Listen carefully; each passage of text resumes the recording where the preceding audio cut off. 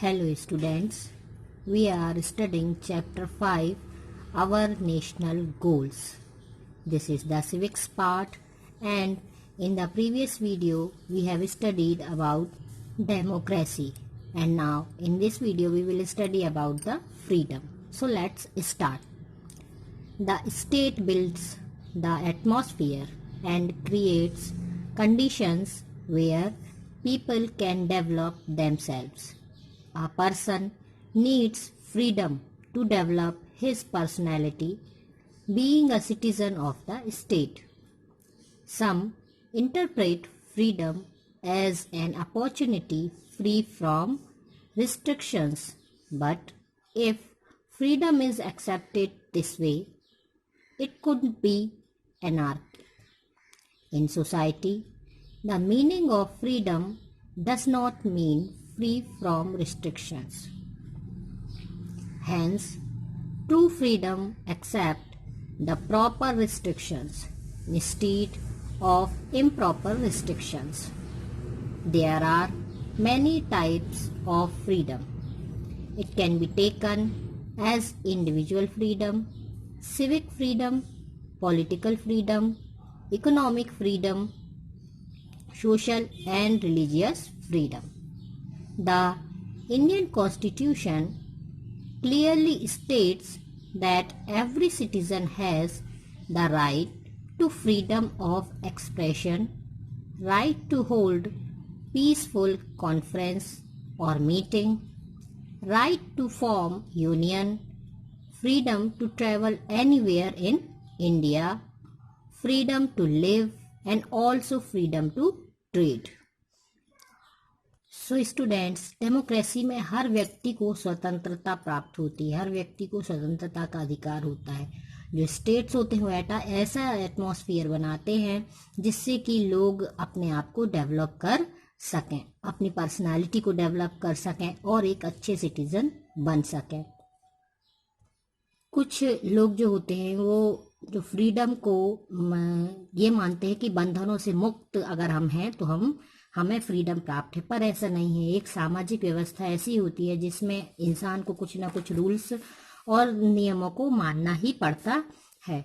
स्वतंत्रता जो है, जैसे फ्रीडम है, वो कई प्रकार की हो सकती है, जैसे कि पर्सनल फ्रीडम, इंडिविजुअल फ्रीडम, फिर सिविक फ्रीडम मतलब कि नागरिक स्वतंत्रता, फिर राजनीतिक स्वतंत्रता हो सकती है, आर्थिक, सामाजिक और धार्मिक स्वतंत्रता.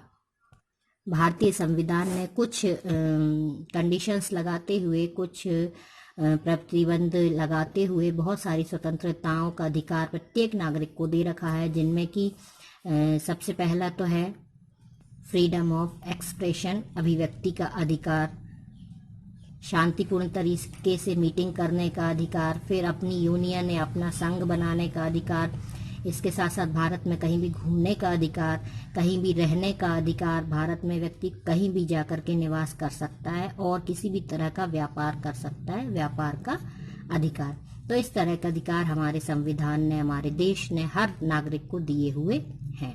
Now equality, the equal opportunity being made available by the state for overall development of citizen is called equality. Every citizen of India belonging to any clan, caste, community, gender and birthplace is equal before the law. Types of equality. There is 3 types of equality: social equality, political equality and economic equality. Importance of equality. Discrimination ends where there is equality. Equality is necessary to safeguard freedom. Equality is important for overall development of citizen. Equality is also necessary for free and fair justice.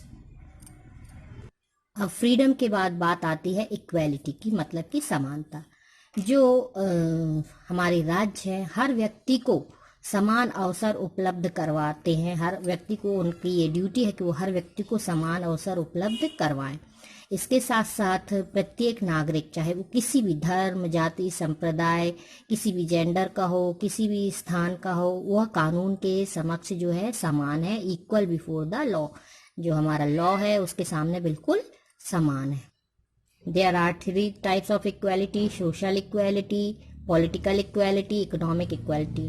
Now importance of equality, क्या importance है? तो सबसे पहले तो ये है कि अगर समानता की स्थिति हो जाती है तो जो भेदभाव होता है वो समाप्त हो जाता है।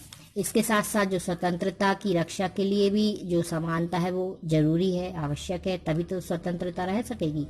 इसके बाद है व्यक्ति का जो ओवरऑल जो डेवलपमेंट है वो, उसके लिए भी इक्वालिटी बहुत ज़रूरी है। फिर इन स्वतंत्र और निष्पक्ष न्याय के लिए भी इक्वालिटी होना बहुत आवश्यक है। So justice, we will study about the justice in the next video.